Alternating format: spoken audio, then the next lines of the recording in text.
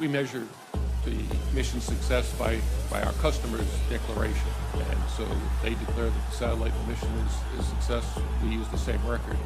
And why it's important, because our profit is tied to a mission success. If we don't deliver it, it's not only we forfeit our profit, but essentially get a penalty.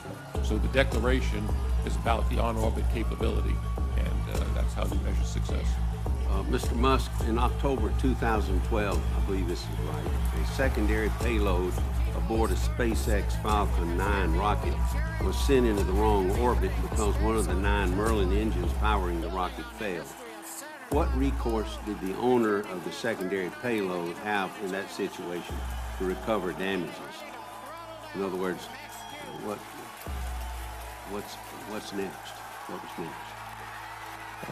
Right. Well, by ULA's definition of success, that mission was perfect. No, what was next? Right. Well, by ULA's definition of success, that mission was perfect. By an unknown. What you want to do is reduce the cost to space, no matter what.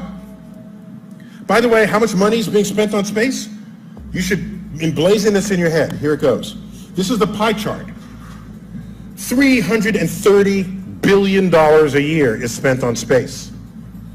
Equal parts in commercial infrastructure and products and services.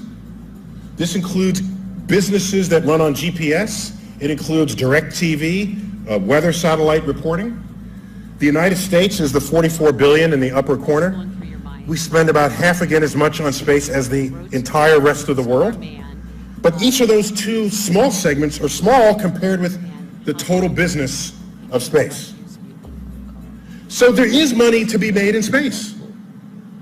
By the way, the governments went to space first. Just let's remember that. They took the risks. They absorbed the risks. Commercial space follows. We all saw the Falcon Heavy launch. I'd like to show it again. Do you want to see it again? Yeah, okay. I trimmed it down to the last 30 seconds, 45 seconds, here we go. There was some issues with the sound here. And let's see if this works.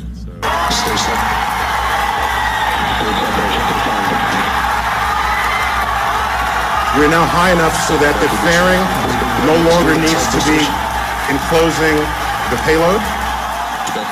So no need to carry that weight any further. So you just drop the fairing. That happens in a few seconds. Coming up on fairing separation. Second quarter side engines on power, also liquid. Yeah, that was a pretty American thing to do. You have the most powerful rocket in the world, and what do? You send a car into space. So it's a dummy payload. I mean, it's a real car, but I joke that I wonder is that a real body in there? How do you get rid of a body? That's Space. Bitch. I'm pretty sure all the flat earthers, it's really just deployed so that they can get a free trip into space to be convinced of this. Bitch. You can tell it's real because it looks so. Bitch. We'd have way better CGI if it was fake.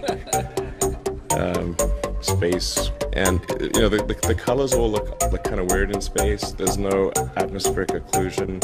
You know, like everything looks too crisp. Bitch. Space.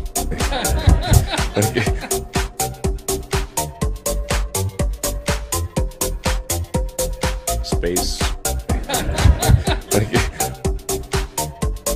You have the most powerful rocket in the world, and what do? Bitch.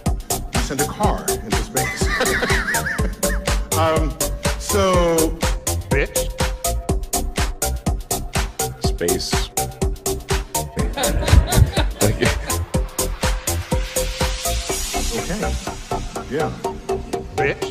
I'm pretty sure all the flat earthers, it's really just deployed so that they can get a free trip into space to be convinced of this. Bitch. To be convinced of this. Space. So. Neil, I gotta say, you're totally blowing my mind right now. That's what I do. bitch, bitch, bitch, bitch, bitch, bitch, bitch, bitch, bitch.